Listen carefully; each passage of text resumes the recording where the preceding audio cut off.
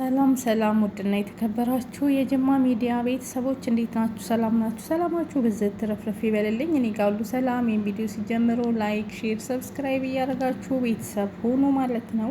እስኪ አሁን የደረሰንን መረጃ እናሰማችሁ እስከ መጨረሻው። ቤቢም እንግዲህ ሳምሶንም መልስ ሰጥቷል፣ እንዲሁም የዛቻ ድምፅ ተለቋል።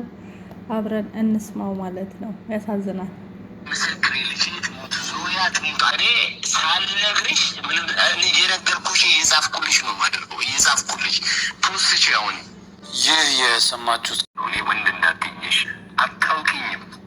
ይኸውልሽ ዳጊ ፈጣሪ ምስክሬ፣ ልጅ ትሙት ዞያ ትሙት፣ እኔ ሳልነግርሽ ምንም የነገርኩሽ እየጻፍኩልሽ ነው የማደርገው። እየጻፍኩልሽ ፖስት አሁን ይህ ሰምታችኋል። ይህ ድምጽ ማለት ነው ሰውየው ሲዝትባት ነው ማለት ነው። እዛተብኝ ያለችው ነው ማለት ነው። እና ሳምሶን ደግሞ እንግዲህ ውሸት ነው፣ እኔ ጥሩ ባልም ጥሩ አባትም ነኝ ለልጆቼ ሲል መልስ ሰጥቷል። በጣም ያሳዝናል። ሁሉንም አብረን እንስማ፣ የእሷንም የእሱንም። እስኪ ላይክ እያደረጋችሁ ግቡ።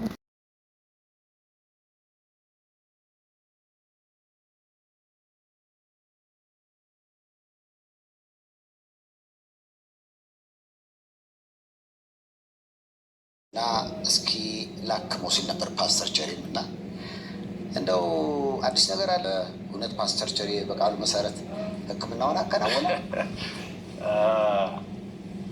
ሕክምና ትንሽ ሌት ሆኖ ነበር። ያኔ እኔም እንደማይሆን ብዙ ነገሮች ይሰማኝ ነበር። ብዙ የተበላሹ ነገሮች ስለነበሩ ሚስ እንደማይስተካከል አውቀው ነበረ።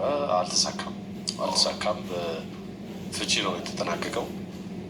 ምንድነው አንዳንዴ ህይወትን ምን መሰለ ሚዲያ ላይ ህዝብ አይደለም እንትን የሚያደርገው የሚድርም የሚያለያየህም ህዝብ አይደለም። እና ትንሽ ፕራይቬት መሆን ነበረበት ነገሮች። እና ያኔም እኔ የመቅረቤ ምክንያት ልጆቼ ላይ ምክንያቱም ሶሻል ሚዲያው ላይ ልክ ያልሆኑ ነገሮች ብዙ ነገሮች ይዘዋወራሉ ምናምን ይላሉ። በአይተህ ከሆነ ድሮ አባቶቻችን እናትና አባት መሀል ግጭት ሲኖር ልጆች እንዲያውቁ አይደረግም። ካደግም በኋላ ያኔ ግን ምንድን ነው የምትለው ካደግ በኋላ ነው የሚነገር። ያኔ እኮ አባት እንደዚህ አድርጎ እናት እንደዚህ ብላ። ምክንያቱም ልጆች ላይ የሚያሳድረው ተጽዕኖ በጣም ከባድ ነው።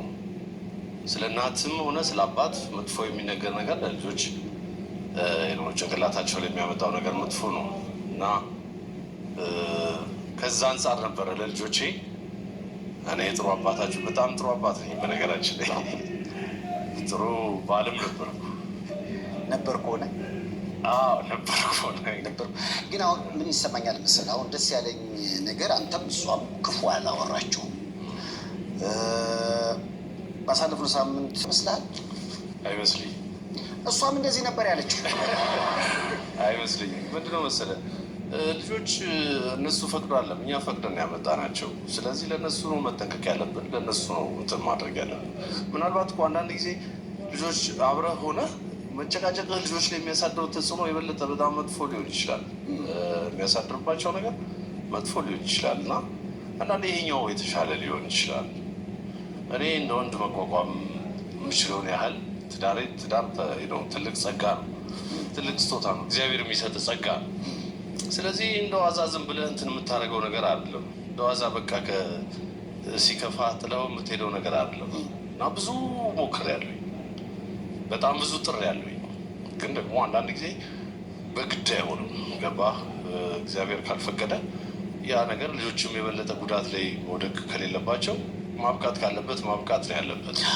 እኔ ከልጅነቴም ጀምሮ እንደ አቋም የያዝኩት ነገር ነበር። ማይክሮ ሰከንድ አቅጣጫ በሚባል ሁኔታ ህይወቴ ወደ ሌላ አቅጣጫ የተቀየረው። ምንም ነገር አልፈራም። በምድር ላይ አርግዞ መውለድ ብቻ ነው የምፈራው። ይሄን ያወቅኩት ኦልሞስት ጓደኝነት ከጀመርን በኋላና ልንጋባ ስንል ነው። ለዛውም ከጓደኞቹ ነው የሰማሁት። የእሱ አንድ ታናሽቱ ነበረች። በእኛ ጓደኝነት በቃ ደስተኛ ያልሆነች ችግር የምትፈጥር ነበረች። ወይ አባትነቴ ምረጪ ወይ እሱን ምረጪ ተባልኩ ማለት ነው።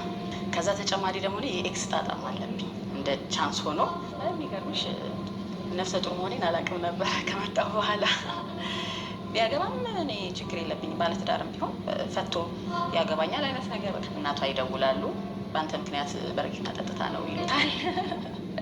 እኛ ሀገር ሴሌብሪቲ ስትሆኚ ሚሊዮነር ናቸው ሀብታም ናቸው የሚል ግምት ይሰጥሻል። ምን ያስፈልጋል አሁን 10ኛ ዓመት ብሎ ፕሮሞሽን ምን ያስፈልጋል የሚሉ አሉ። ቤቢ ምን ይለኛል ከዚህም በላይ ፈተና ሊገጥመን ይችላል ይለኛል። እኔ ደግሞ እስካሁን ካሳለፍኩት በላይ አይመጣም። ይህ ግልጽ ነው። ዳጊ መቼ አገባች? ከባለቤቷ እስከ የተዋወቀችበት አጋጣሚ ምን ይመስል ነበር? ያገባሁት በ21 ዓመቴ ነው። 2015 መስከረም 15 በ22 ዓመቴ የወለድኩኝ። ትዳር ደስ ይላል፣ ጋብቻ ደስ ይላል። እንደኔ እቅድ እንደኔ ሀሳብ ባይሆን እንደ እግዚአብሔር ፍቃድ ሆኗል። አሁን ላይ ከ30 ዓመቴ በኋላ ነበር የማግባት እቅድ የነበረኝ። ከልጅነቴም ጀምሮ እንደ አቋም የያዝኩት ነገር ነበር። 20ዎቹ እድሜዎቼን በስራ የማሳለፍ እቅድ ነበረኝ። ነገር ግን እግዚአብሔር አዋቂ ነው እና ከዝናው ከሙዚቃው ከበርቻቻው ምናምን ከዝናው ሰብሰብ አድርጎኝ ወደ ቤተሰብ ምስረታ፣ ወደ ትዳር፣ ወደ ልጆች በፍሬ የተባረከ ትዳር ነው የሰጠኝ እግዚአብሔር እና ደስ ይላል። ከጅምሩ ፈተናዎች ቢኖሩትም ብቻውን አልጋ ባልጋ አይደለም። ሁሉ ነገር ፐርፌክት አይደለም፣ ግን መልካም ነገሩ ስለሚያመዝን እኔ በጣም ደስተኛ ነኝ። ከምንም በላይ ደግሞ በምንም ነገር ከጎኔ ያለው የሚያግዘኝ ባለቤቴ ምርጥ ተዋናይ ሳምሶን ታደሰ ቤቢ፣ የእሱ ፍቅር ነው ለትዳር መሰረቱም ለትዳር መቆየቱም ለደስተኝነቴም እሱ የሚሰጠኝ ፍቅር የሚያሳየኝ እንክብካቤ እና በማንኛውም ነገር ከጎኔ ስለሆነ ለዛም ነው ሁሌ የማመሰግነው። እና እንግዲህ ቤብ ወይም ደግሞ ሳምሶንም ምላሽ ሰጥቷል ማለት ነው። በጣም ያሳዝናል ማለት ነው። ሁላችንም እሱን ጥፋተኛ ምናምን ስናደርገው ነበረ። ግን እሱ እንደተናገረው ከሆነ ሰው ለካ ስለ ራሱ መናገር አለበት፣ ዝምታ ጥሩ አይደለም በማለት ዝምታውን ሰብሮ መልስ ሰጥቷል ማለት ነው። እና እሷ እየዋሸች እንደሆነ የምትለጥፋቸው የምታደርጋቸው ነገሮች ሁሉ በአጠቃላይ ውሸት እንደሆኑ እንግዲህ እየተናገረ ነው ያለ እሱ ማለት ነው። በጣም ያሳዝናል። የእውነት ነው ምላችሁ። ማለትም አንዳንዴ ቀድሞ የመጣን ሰውኛ እውነተኛ አድርገን ኋላ ላይ የሚመጣውን ነገር ሳንሰማ መጀመሪያ መጥቶ አልቅሶ ሚዲያ ላይ ያስተላልፈው መልስ ሰምተን ሰውየውን እንሰድባለን እና እኔ በጣም በኋላ እንደ ቀነኒ ነፍሴ ማር ልትሉ ነው ወይ እኔ ህይወቴ ካለፈ በኋላ ምናምን ተውኝ ምናምን ብላ የሆነ ሰዓት ላይ መልስ ሰጥታ ነበር። እሷ እንደዛ ባለችበት ሰዓት ወይኔ ይሄ ሰው ማለት በጣም ክፉ ነው ማለት ነው ብዬ የእውነት ለመናገር እኔ ጠልቼው ነበረ ማለት ነው። ግን አሁን ላይ ደግሞ እሱ ቀርቦ ለመጀመሪያ ጊዜ እንግዲህ ስለ ትዳሩና ስለ ሚስቱ ማለት ነው እውነት ስለ ራሱ ስለ እሷ ምንም አላወራም። ግን ስለ ራሱ የሆነውን ነገር ሲናገር እንዲሁም ከቤተሰቦቼ እሷም እዚህ ጋር ብላለች፣ እሱም እህቴን ሁሉ ቤተሰቦቼን ሁሉ ትቼ እሷ መርጬ ከእሷ ጋር ነበር የሆንኩት፣ ሁሉ ነገር ለካ ስህተት ነው አለማወቅ ነበረ የነበረው ነገር ሁሉ ብሎ አሁን ከስንት ዓመት በኋላ ከ10 ዓመት በኋላ እህቴንም ይቅርታ ጠይቄያታለሁ ብሏል ማለት ነው። ማለት ነገሮች ውሸት መሆናቸውን ሲያውቅ ማለት ነው። እና አንዳንዴ በሰው ትዳር በሰው ቤት በሰው ህይወት እየገባ የምንበጠበጥ ሰዎች ጥሩ አይደለም መጨረሻ ላይ ማለት ነው። እና በጣም እንግዲህ ያሳዝናል። ልጆቹ ግን በጣም አሳዝነውኛል ከሚባለው በላይ እውነቴን ነው የምላችሁ። ማለትም እንደነገነት ቤተሰቦች ነው እና ተስፋ ሳለው እንደነገነት ሲል የለውም አለ። በቃ ተስፋው ተሟጧል፣ ከዚህ በኋላ ምንም ተስፋ የለም ብሏል። አገባ የተባለውም አላገባውም፣ በአዲስ ፊልም እየመጣው ነው፣ ሁሉ ነገር ውሸት ነው ብሏል። እንግዲህ ተሞሸረ፣ አሜሪካ አገባ፣ ልጆቹንም ሊወስድባት ነው፣ እንደዚህ ነው ያልተባለ ያልተቦካ የለም ሚዲያ ላይ። ግን መልስ አልሰጠም፣ ዝም ብሎ በዝምታ ነበር የዋጠው። ለአሁን ግን መልስ ለመስጠት ስለተገደድኩኝ ነው ብሎ መልስ ሰጥቷል ማለት ነው። በጣም ከባድ ነው። እንደዚህ ነው እኮ እኛ የኛ ኢትዮጵያ ነገር መጀመሪያ ቀድሞ ለመጣውና ጨበጭብና እጥብ አድርገን ኤክስ እያደረገን እየሰደብን ምናምን እንቸኩላለን። ከዛ እውነቱ ሲወጣ ደግሞ ሌላ ነገር ሲሆን መልሰን እናፍራለን። ስለዚህ እኔም ይህን ሰው ጠልቼው ነበረ ማለት ውይ እንደዚህ አይነት ሰው ልካ ምናምን ብዬ በጣም አሳዝናኝ። እሷ እንዴት እንዲህ ያደርጋል? የልጆቹን እናት በልጅነት አግብቶ ወልዶ እንዴት እያልኩኝ በጣም ወንድ ሁሉ ነበር ያስጠላኝ ማለት ነው። ስለ እውነት ለመናገር ማለትም ከተማሩ ሰዎች ከትላልቅ ሰዎች አሉ ከምንላቸው ሰዎች እና ጥሩ ትዳር አላቸው የምንላቸው ሰዎች ከነዚህ በላይ የለም። ግን እንዲህ አይነት ነገር ደግሞ ስናይና ስንሰማ ሁላችንም ቅስም ተሰብሯል። ሲታረቁ ደስ ብሎን ታረቁ ብለን ነበረ፣ ግን ሊታረቁም አልቻሉም። ትዳሩ አልተስተካከለም እና በፍች እንደተጠናቀቀ ተናግሯል። በፍች መጠናቀቁ ብቻ ሳይሆን በጣም ብዙ ሰዎችን ብጥብጥ ያሉበት ነገር ነው፣ ከሚዲያ ሳይቀር ማለት ነው። ቅስም የሰበረ ትዳር ሆኖ ነው የፈረሰ መጨረሻው በሚያስጠላ ሁኔታ። ስለዚህ ሁላችንም በትዳር መካከል ላይ ሰዎችን ባናስገባ ባይነኝ፣ እንደኔ ማለት ነው። የእውነት ማንንም ሰው ባናስገባ በቃ ትዳራችን ራሳችን ብንፈታው ብዬ አስባለሁ። ምክንያቱም ሰዎች ከገቡበት ነገር አይጥምም።